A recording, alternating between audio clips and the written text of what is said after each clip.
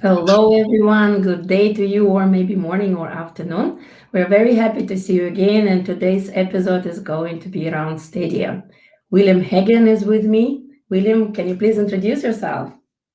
Yes, thanks, Yves, for having me today. My name is Willem Hegen. I'm Manager Crowd Services at the Johan Cruijff Arena, the largest stadium in the Netherlands, and responsible for the departments of safety, security, ticketing, and payment. So, majority of the visitor type departments of the stadium. It's great to have you here with me. Well, my first question, what coffee do you like? Well, at the moment, I'm drinking a cup of office coffee, so it's not the highest quality. But normally, I like to visit some coffee bars. But today, the office coffee is keeping me alive. How about you? I'm having tea. If you notice, my voice is actually going off, so I'm trying to make it warm so we can go through this session. Yeah, Okay, so tell me a little bit about your background. What was your education? What was your career path? I actually started as a PE teacher, believe it or not. I was teaching kids sports at primary and secondary schools. But my passion for sports was, I think, was the majority of that part. So after a while, I actually decided that I like teaching, but I wouldn't want to do it my whole life as a passion. And I then decided to turn my passion follow my passion for sports and combine it with the events industry. And then did an extra course in Australia at the University of Technology in Sydney, and completed a master's there. That was quite some years ago. Before I started working in the international sports events industry, traveling by different countries, including New Zealand for the Cricket World Cup, London for the Olympic Games and Rugby World Cup in 2015, Sochi for the Olympics, and a couple more big events. And since 5 years, I'm now employed at the Johan Cruijff Arena, and really enjoying that here back in Amsterdam, as I'm a Dutch citizen from nature. Sounds like amazing and actually interesting career. But before I will ask you about Johan Cruyff Arena, I'd like to have your perspective as the long-term professional. So, what are the main components to focus on the security and safety in the stadium, and how is it different from other industries? Yeah, I think in our perspective, from a stadium perspective, there's two real elements that differ. We're either super busy or we're super quiet. So there's a complete different level of type of security involved between our day-to-day situation and our sort of event situation, and the moving between those two environments and situations, I think, is probably the most important part, because a lot of flexibility is required in that part. We obviously bring a lot of people together, and during the moments we host large scale events, we go up to 55 to 67,000 people a day. And obviously there's a lot of stuff that needs to be arranged in order to manage the crowd safety. 55,000 people a day. That's an interesting number to actually manage. So, how do you do it? So, what is it you use as the systems? So we're using a lot of systems. I think our stadium is probably one of the most innovative or most technological advanced stadiums in the world. Obviously, an expanded CCTV network where we actually are working with yourself, Janetech. But we're also using all different types of technical infrastructure, our turnstiles, our ticketing components. All our catering is digitally, so all our POS systems are digitally involved. The lighting, the power network we're operating. It's there's too many systems to name. I would say. but we're trying to go from we're trying to get more data centered and data focused day by day by choosing systems that help us with that, and understanding that help us understand our operation better and better each day. So when we normally talk to you, and I know about Innovation Center, which I want to talk a little bit later, but before that, I know that you create this amazing ecosystem of partners and technologies which are combined under one umbrella, normally for the reason to decrease amount of information which goes to the specific person, because like you said, you don't have a lot of staff because you don't need it. So when you have this operational challenges of 55,000 people, you need to make sure that responsible people actually receive the most important information. But I also know, and it actually sounds like a small city during this event, right? So what I know that you have this very close collaboration with Amsterdam City from the public safety perspective and from the transportation perspective. Can you tell us more about that? Because this is very interesting. This is where ends come together with everything which we know. Yeah, no, we believe, originally when the stadium was built here in 1996, there wasn't a lot of stuff around it. But since then, the area around the stadium has economically, but also socially, very much increased, and in terms of numbers of business, new entertainment venues opened up. So suddenly this sort of farmland, what used to be farmland, became into an extra part of the city, and it's sort of more and more becoming a city for itself. So if we would organize events and decide everything and arrange everything only ourselves, what would be beneficial for our operation, that would mean that we sometimes would create situations that would not be beneficial for the surroundings of the stadium. So for us, in order to organize events in a sustainable way, it's super important to work with all those stakeholders that are part of the journey one of our customers or one of the visitors to an event of the stadium undergoes. So we've established strong relationships with all the stakeholders in the environment, and all the stakeholders that are part of that journey. So those include the Dutch railway services, the metro lines that actually take a seat into our day-to-day operation when we host events. Further than that, we have a very, very strong and positive relationship with our city. And the city now uses us as well as a field lab for small experiments that then can be expanded from a stadium environment into a city environment. So sort of urban developments. One of those is, for example, the energy transition. We help them with the energy transition going from small scale stadium, which for us is obviously a large scale, to a city perspective, which is obviously way larger than that. Same for police. Together with police, we work in an innovation collaboration. So elements that are important from their perspective and both our perspective and the city perspective, we combine in an operation and look for new challenges, new way of doing things to become better in our operation, but most importantly, serve the visitors that are coming towards the stadium. Yeah. And this is very interesting to hear, because normally we see the trend in, I see the trend in most of my customers to actually finally sit together at one table with internal stakeholders, with IT, with marketing, with operations, with security, and actually see how all stakeholders can benefit from the technologies which are installed, how they can be interconnected, what additional values can be brought up. But you are going beyond it.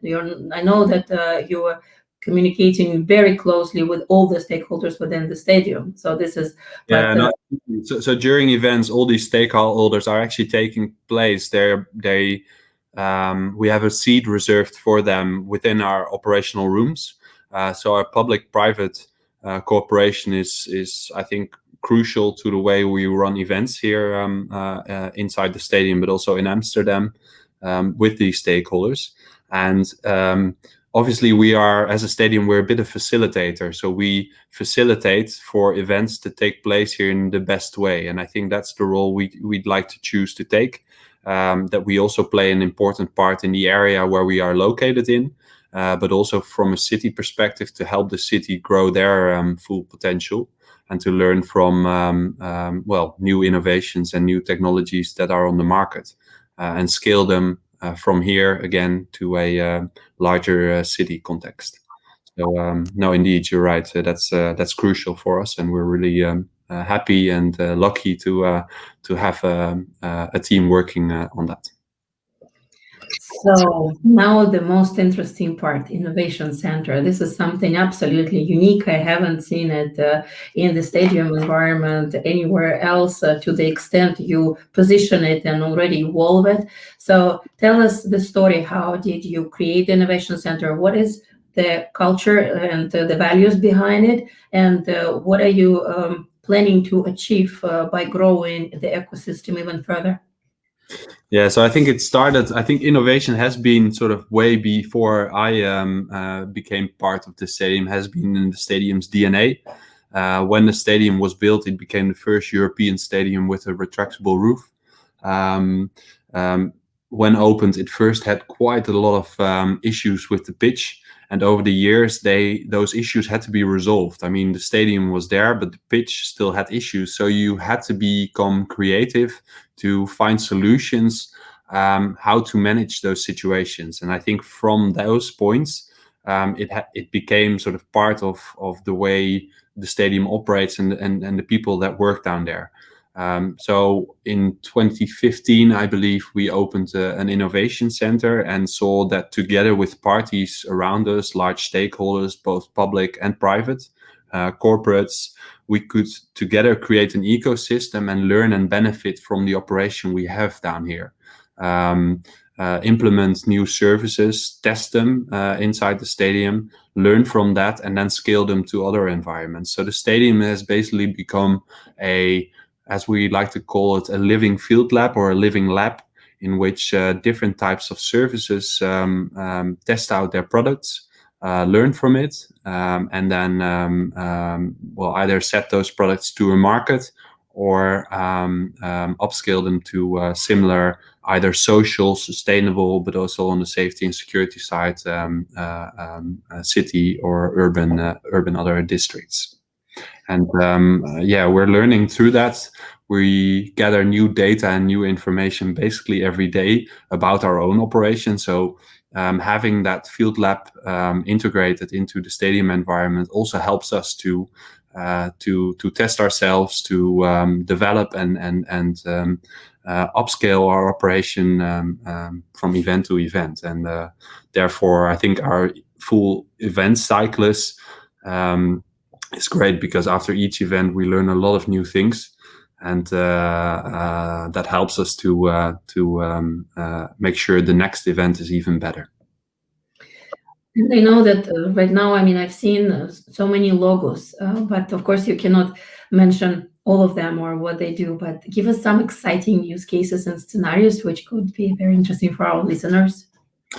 Yeah, well, I think one of the most important ones, or coolest ones, we are working on actually towards this Saturday. This Saturday we are hosting the first game with spectators again since August, September last year. Obviously, due to the current Corona situation, we haven't been able to host a lot of games and events with spectators. But this Saturday we're hosting the game Netherlands against Latvia with approximately 5,000 spectators. That doesn't seem an awful lot, but it's great, and it's a first step back to life. In terms of innovation, the more interesting part of that as well, besides obviously that we're extremely happy to welcome spectators back again, is that we are hosting a lot of different types of research around this match. So the match is done in cooperation with the Dutch Football Association, and Field Lab Events is approved by the authorities, and we will host, I believe the latest number is something like 17 different types of innovations or tests or different types of research that will take place during the event.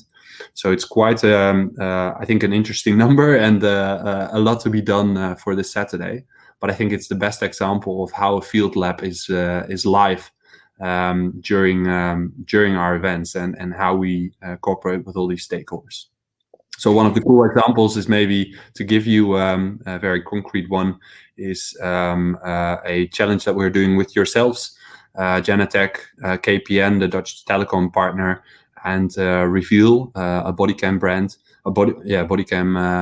brand, is that we're actually testing to live stream the bodycams that we regularly operate in our operation directly to our Genetec security center, and we're even trying to do that over a 5G connection. So I think quite a unique case, but that's one of the 17 types of elements that we are integrating this week. So a very concrete example of how we are doing that. That's very interesting. So it's integrating the body-worn cameras into the surveillance system. Exactly. Normally it's quite difficult because we have a lot of static cameras and obviously PTZ cameras around the venue, but in some elements we have to either travel past areas where there's no actual cameras, and more and more the wish was there to integrate sort of mobile cameras into our operation. However, those mobile cameras couldn't stream, and this now is, I think, one of the first solutions that can actually live stream directly to our control room. And in case of any issues or any incidents, we'd have direct live footage from every position inside the stadium, which benefits the operation. That's great. I know that some of your solutions are COVID-oriented, like people counting and stuff. How will you use it beyond pandemic? Well, a very good question, because I think all the types of technologies that we use are technologies that we like to implement for a longer term. So they should not only benefit, we should not only benefit from them during the COVID crisis, we are thinking beyond that. So an example of counting people, currently we are doing measurements to see how groups are forming on the stands, how long contact moments are taking place, if people go through the social distance, the social distance required. We're counting how many people are clustering together. So those type of measurements are relevant for COVID. However, beyond COVID, they could be very interesting, for example, to do analysis of how many people stay on the stands during halftime, or how many people are leaving to a concourse. So in terms of crowd management, we can gather new data from that and learn how busy it is, but most importantly, how the service level is, I think, for the spectators during an event, and whether it's comfortable to stay in an area or whether it's not comfortable based on those service levels. So it's using it for business intelligence and improving customer service as well. I think specifically the last bit you mentioned. So we have very narrow concourses on the second tier of the stadium, to be specific, and I think we can learn from how that impacts the behavior, but specifically the feeling of customers within an area like that. And I think we know a lot by heart and by gut feeling about our operation, but there's still a lot of elements as well that we don't know enough about, and we're hoping to gain a bit more intelligence on those elements. Thank you, Willem. It kind of sums up our conversation. My voice is completely gone as well. So, 15 minutes are over, right? I think that important that what I hear is that it's about collaboration. It's about thinking in outcomes, and it's thinking about beyond using the function, beyond security, beyond pandemic, beyond one function. So I thank you. Thank you very much for joining. Thank you everyone who was listening to me today and to Willem. We hope to see you in a month's time for the next episode. It will come up soon. And don't forget to subscribe to my YouTube channel meantime. And I will be doing weekly updates with many different technologies and security professionals. Thank you, everyone, and have a great day. Thank you, Willem. No worries. Bye-bye.